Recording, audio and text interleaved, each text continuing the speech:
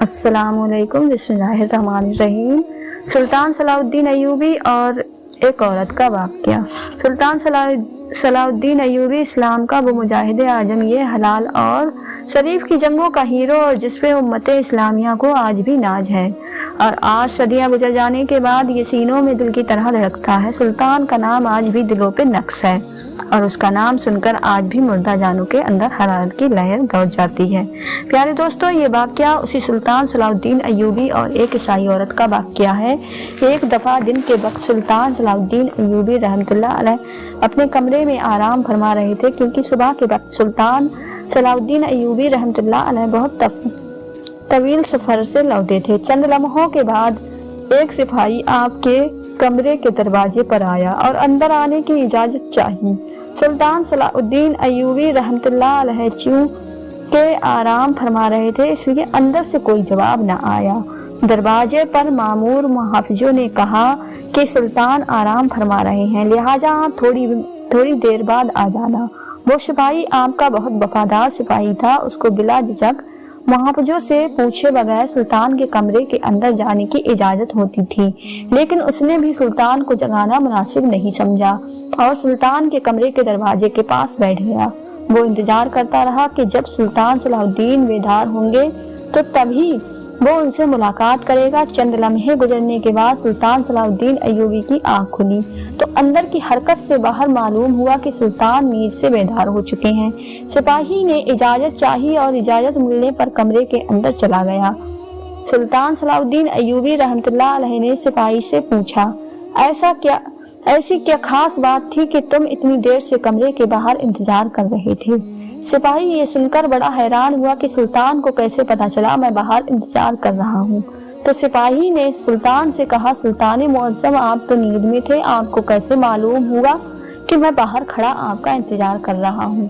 तो सुल्तान सलाहुद्दीन अय्यूबी रहमतुल्लाह अलैह ने कहा कि वो इंसान कभी फातिह सुल्तान नहीं बन सकता जो सोते हुए देख ना सके, कुछ सुन ना सके और कुछ महसूस ना कर सके। फतेह सुल्तान और बहादुर सरदार वही होता है जो सोता हुआ सुन भी सके और देख भी सके, महसूस भी कर सके। सिपाही बड़ा हैरान हुआ। फिर सुल्तान ने पूछा, बताओ क्या बात है? उसने कहा, सुल्तान मुअज्जम शाही हकीम साहब आपसे मिलना चाहते हैं। सुल्तान ने कहा कि इजाजत है, आप हकीम को अंदर ले आइए। सिपाही बाहर गया और चंद लम्हों के बाद शाही हकीम को लेकर सुल्तान सलाहुद्दीन की खिदमत में हाजिर हुआ। सुल्तान सलाहुद्दीन अय्यूबी रहमतुल्लाह अलैह ने हकीम से पूछा, हकीम साहब बताओ क्या बात है, आखिर आपको मुझसे इतनी जल्दी मिलने की क्या जरूरत पेश आई? तो हकीम साहब ने कहा, हुजूर एक बात है जो मुझे कई दिनों से परेशान कर रही है, उस सिलसिले में आपसे बात करनी है। सुल्तान सलाहुद्दीन अय्यूबी रहमतुल्लाह अलैह ने उससे कहा, बताओ कौन सी बात है? तो उसने कहा, सुल्तान मुअज्जम, मेरे हकीम खाने में मेरे बहुत सारे शागिर्दों में से एक शागिर्द है जो कि एक खातून है और ईसाई मजहब से ताल्लुक रखती है। उसने इस्लाम के बारे में बहुत कुछ पढ़ा और बहुत कुछ सीखा है, लेकिन उसके जहन में चंद सवाल हैं जिनकी वजह से वो उलझ कर रह गई है और अभी तक मुसलमान नहीं हुई है। वो चाहती है कि मुसलमान हो जाए, लेकिन एक सवाल का जवाब मेरे पास नहीं, जिसकी वजह से वो अभी तक मुसलमान नहीं हुई है। सुल्तान सलाहुद्दीन अय्यूबी रहमतुल्लाह अलैह ने मुस्कुराकर कहा, सुल्तान के हकीम होते हुए भी तुम्हें एक सवाल का जवाब नहीं आया? बताओ वो कौन सा सवाल है जो उस औरत के ईमान लाने के दरमियान रुकावट बना हुआ है? हकीम साहब ने कहा कि सुल्तान मुअज्जम, वो औरत कहती है कि आखिर मुसलमान खिंजीर का गोश्त क्यों नहीं खाते? इसे खाने में आखिर बुराई ही क्या है? क्या इसके खाने में कोई नुकसान है कि जिसकी वजह से मुसलमान खिंजीर का गोश्त नहीं खाते, बल्कि इससे सख्त नफरत करते हैं?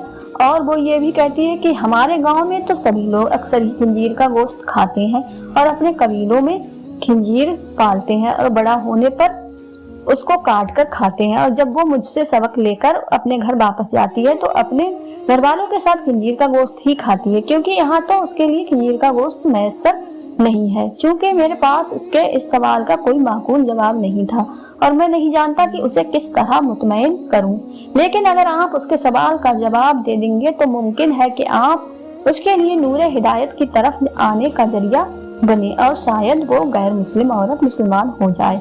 यह सुनकर सुल्तान सलाहुद्दीन अय्यूबी रहमतुल्लाह अलैह کہ حکیم سے مخاطب ہو کر کہا کہ کل تم اس خاتون کے ساتھ دربار میں حاضر ہو جانا۔ دوسرے دن صبح جب سلطان دربار میں پہنچے تو حکیم صاحب اس خاتون کے ساتھ تشریف فرما تھے۔